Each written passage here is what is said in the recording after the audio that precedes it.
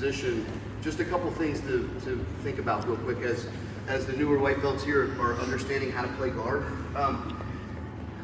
Think about your 2 feet and your 2 hands. Those are your 4 points of, this is the way we create 4 points of contact, using our feet and our hands, right? So our hands should always be busy when we're playing guard. Now in this case, closed guard, my feet are already busy. So we don't want to, we're not saying we can't use these 2 points of contact, because technically they're connected and they're being useful. But I never just want to play guard here and let him do what he wants, right? This is no good. I have to establish a grip, whether it be double sleeve, cross sleeve, in this case cross collar, same side sleeve, that's all good. Also, with guard playing, you got to remember your partner does not want your butt off of the floor. He wants to pin the hips down. Now I'm less mobile. He can start his movements. So I want to be here. So if you run into a situation, which you will, where your partner is very well postured, yeah, well, this might be really hard to do. So we have to use our other tools. And we can take a baseball bat grip on the collar and bring our knees to our chest and pull him in, okay? So there's this no-no zone for him right here. Is like, if his shoulders are over my belt, his posture's broken. He wants to stay back on his ankles, and he wants to stay, watch what happens when he rolls his back and stays back on his ankles. Watch what happens to my legs. Yep. Now my legs are really stretched. Yes, my butt's off the floor, but as he starts to put his pressure down, now he's got me stretched and pinned, and this is no good. Okay, so as I'm playing guard, I want to play an active guard. My butt's off the floor. I got to use my hands. I can't just wait for him to do something and then react. That's not going to happen. So in this case, we're going for a cross collar. So now what we're going to do is we're going to look at how we can get him broken. Partners are going to be a little bit more sturdy here, okay? So this isn't, it's not as easy as just, he's not letting me get that deep collar, right? So now I got to break him down. I want to break him down this way, shoot this in, and then I'm going to find this same side sleeve. Now partner starts to react, he starts to stand up, I go feet on the hips, and we're going to stay right here for just a moment. Now there's a really good chance my partner is not going to leave his hand here, because he knows I'm connected 4 points. 1, 2, 3, and 4.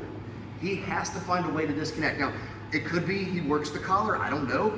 That's fine, but he's gonna have a hard time doing that if I have his sleeve, right? He's gonna have just one hand on it. Chances are he's probably gonna play this leg. That's when I'm gonna go from the hip into the bicep and pin. And I wanna pin it to his body. My hips are still up, all right? So I'm here, foot to bicep, and I'm gonna pin. Now when I'm ready, I'm gonna release the leg and pull him in to my triangle setup, just like this, okay? All right, so here we're in the guard. I gotta break down the posture. Cross collar, sleeve. He stands up, good. He starts to, he's trying to pull away. Foot on the bicep, lock him in.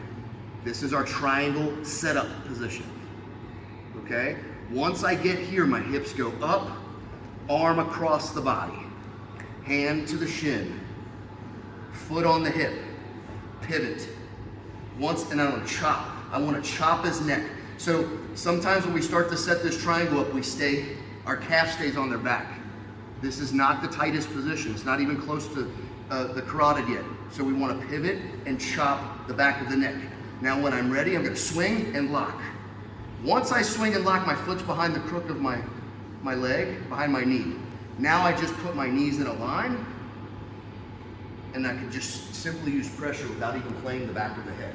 We should get a very easy triangle finish. All right, so he's got good posture. I have to break this down. So I get this baseball bat grip, and I want to pull with the knees and my arms. Cross collar, same side sleeve.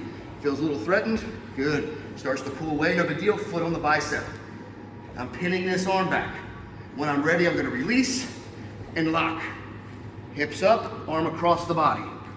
Hand to the shin, foot on the hip. Now let's talk about this connection here. This little transition. When I move across, I never unlock my legs before I grab my shin. That's bad. That's all he needs is that time right there to posture up. Now he's gone, okay? So, the arm across the body. Bring your knees back in, hand to shin. Once this is secure, now I can let go. of my feet and put my foot on his hip to pivot, I want to chop down the back of his head or his neck, swing and lock. Knees are in a line. Yep, little pinch there. Let's talk about the knees in a line. So, when I'm this way, I'm just turning my knees into a line this way. The triangle gets smaller. That's where their neck is. All right? Any questions with this? Good? Good. So let's go 5 and 5. Start with the cross. Well, first of all, partners get posture. And let's be firm here on the hip control. Let's force our partner to work that double grip to pull and break the posture. Slide the cross collar grip in, sleeve, and then start from there. Okay? Pin the bicep with the foot. When you're ready, pass it and pull. Lock them into your triangle setup, and then think about all the steps. The steps are pretty simple. Hip up, arm across the body. That's step 1. Step 2, hands to the shin. Step 3, foot on the hip and pivot. Step 4 is a swing and lock. From there, the finish should be relatively easy. Find that angle. If you don't know how the triangle choke works, the shoulder of the arm that's across the body is blocking this carotid. Our hamstring is to block the other carotid. That's the angle we need.